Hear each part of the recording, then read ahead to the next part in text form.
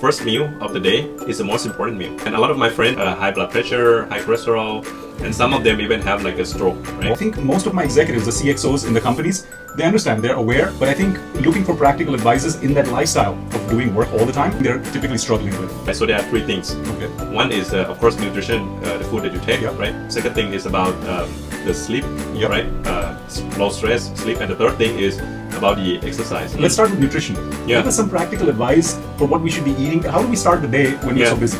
Most executives, right, they don't have even time to eat, right, for the whole day. My advice is first meal of the day is the most important meal. I would prefer that to be late in the morning because after you get up in the morning, your insulin and sugar will be already low.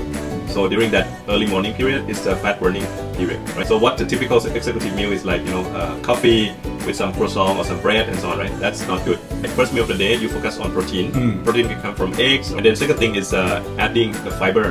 And the third is a good fat, right? For example, like avocado, almond, and then less carb, right? So try not to eat carb for the first meal.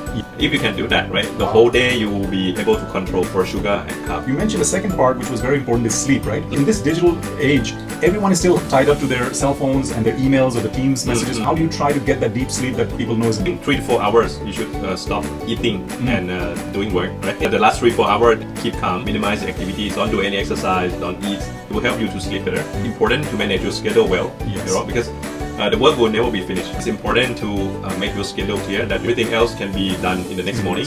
The third thing you mentioned, and everyone knows that, is exercise. The challenge with a lot of my executive friends is that there's hardly any time. How do you get the exercise that the body needs while still working? So the best advice is try to keep your body active, right? We know that we don't have time to go to the gym 5 days a week, as the doctor recommends. Right. So my advice is every hour, try to move your body, right, for 30 seconds or 1 minute. Oh, wow. That helps a lot, right? It doesn't have to be like a hard exercise, but at least work on the decks, right? Maybe stand it up, up and down, That helps. Or walking to the stairs, 1 or 2 floors.